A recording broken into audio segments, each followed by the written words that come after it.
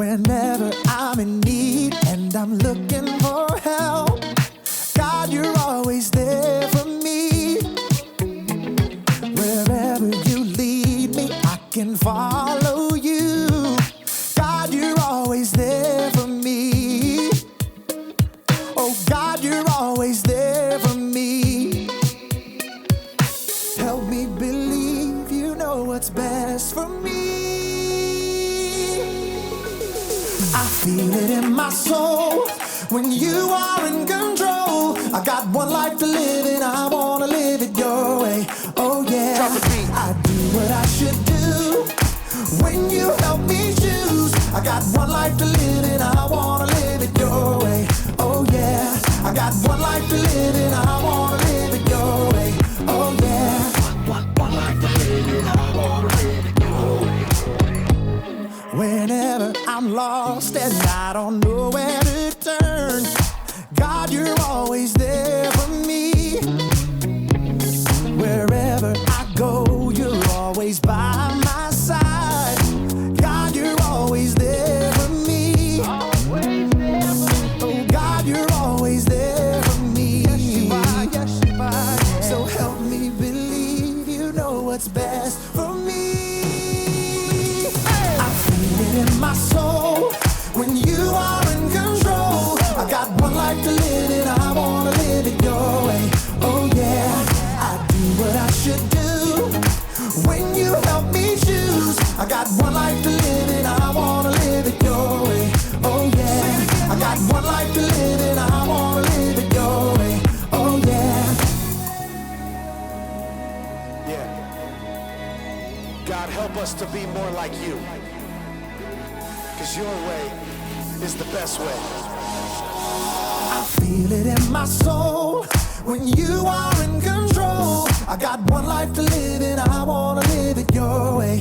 Oh yeah, I do what I should do when you help me choose. I got one life to live and I wanna live it your way. Oh yeah, I feel it in my soul when you are in control. I got one life to live and I wanna live it your way.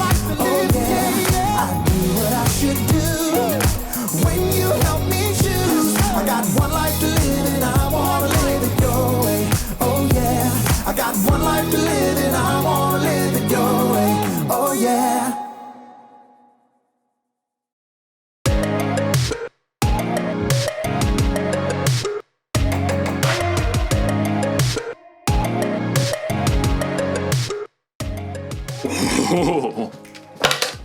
Hello everyone, my name is Jacob, here today to talk to you about self-control. Self-control is choosing to do what you should, even when you don't want to.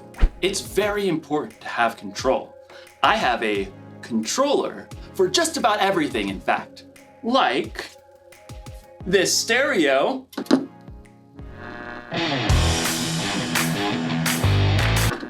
Thanks, stereo. Or this fan. I've even got a remote for my blender. And of course, everyone's favorite remote control, the TV remote. Whoa, where is the TV remote? This is its spot. This is its home. It's where it lives. Where are you, little TV remote? TV remote! TV, TV, TV, TV. No, little guy, where are you? TV! This makes me so mad. I bought the remote caddy so that I could house my remotes. And when someone takes the remotes away and doesn't put it back, I get real angry. I asked you, why have a remote caddy if you're not gonna caddy the remote?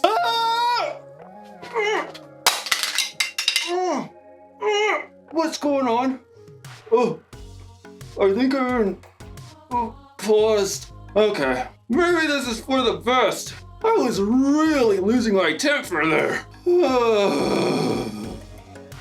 Okay, I feel better. You can unpause me now.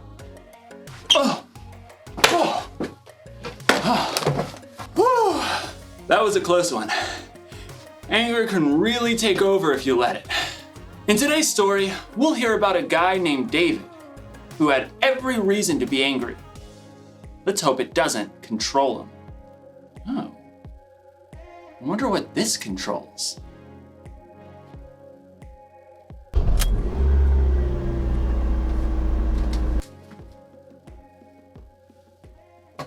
I don't even own a car.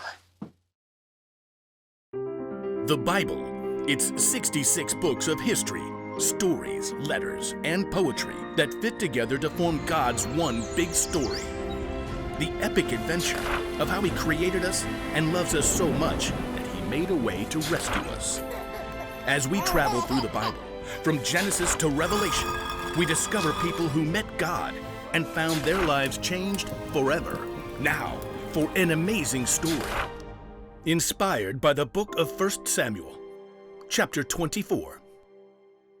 David had been chosen by God as Israel's next king, but for a while, Saul was still king. David served King Saul and won many battles for him. The people loved David. Hey, David, you're so fine, you blow our money, David! Hey, David! Saul, however, was deeply jealous of David. In fact, he even tried to kill him. David escaped into the wilderness, where around 400 men came to join him. People who were in trouble or owed money. A merry band of misfits. But Saul still saw David as a threat. When he heard that David and his men were camped in the desert of Maon, Saul took soldiers to chase after him. They're right behind us, David. Quick, we'll head around the mountain. Just as Saul and his men were closing in on David, Saul received word that the Philistines were attacking Israel. Oh, phooey. Saul was forced to stop the chase and deal with the Philistines. David and his men could breathe a sigh of relief. There's a safe place near En-Gedi. Maybe Saul will finally leave us alone if we hide out there.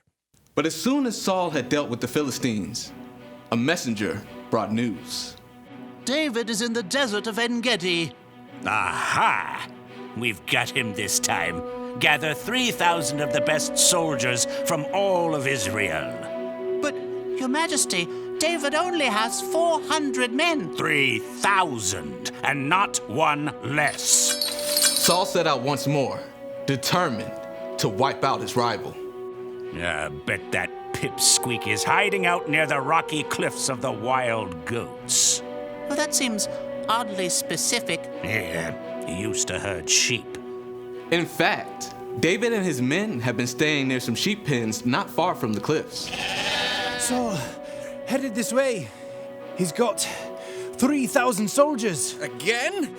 Why can't he leave us alone? We can take him on. I'm worth 10 of his soldiers. David could feel his anger boiling, but he took a deep breath. No, we won't fight them now.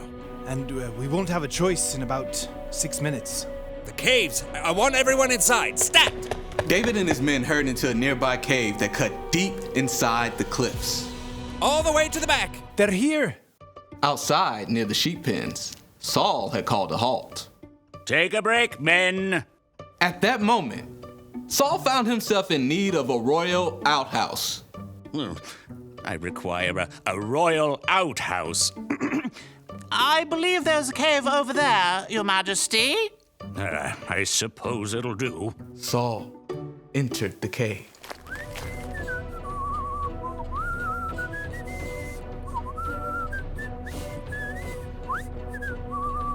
Far back in the cave, David and his men froze. Through the gloom, David could see the man who had tried to kill him and was now forcing him to live on the run. What if he finds us?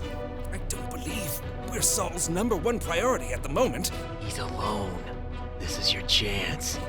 God's handed your enemy over. Don't let this chance just trickle away. David's anger burned red hot as he crept up behind Saul, sword at the ready.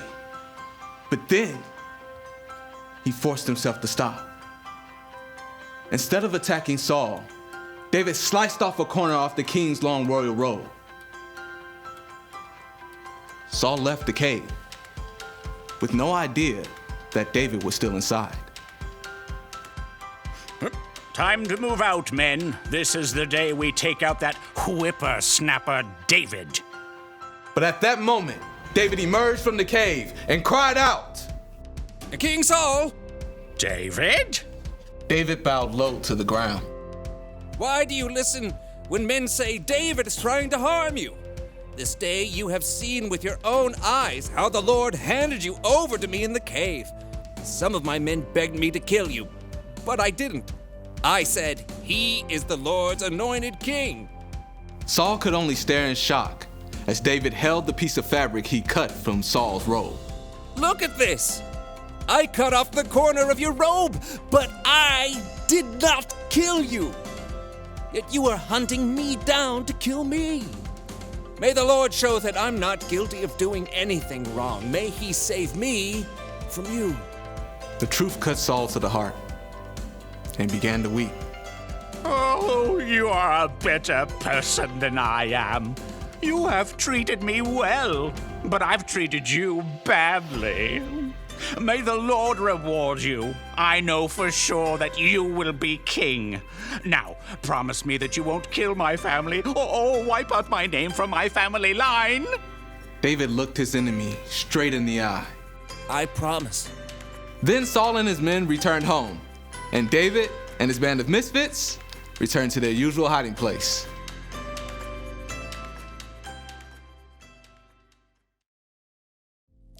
David was angry at King Saul, and he probably should have been. King Saul was trying to kill David. But even in his anger, David didn't lose control. He paused and thought and didn't let his anger take over. You don't need a remote control for yourself to know how to pause.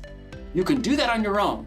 If you're angry because someone borrowed something they weren't supposed to, or someone said something that really hurt your feelings, you could just fly off the handle.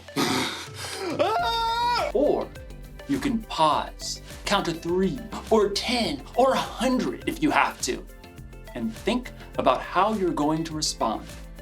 Remember, you can pause in real life, but what you can't do is rewind. Once you've said or done something in anger, it's out there.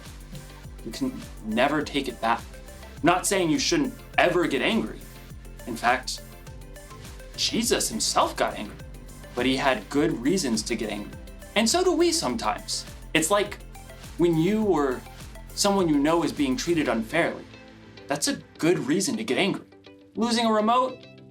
Probably not the best reason to get angry, but good anger or bad, it's still wise to keep control of your anger instead of letting it control you. That's the one thing to remember today. Don't be controlled by your anger. Count to 10 and keep your cool. Music! Okay. Music! Oh, that's the...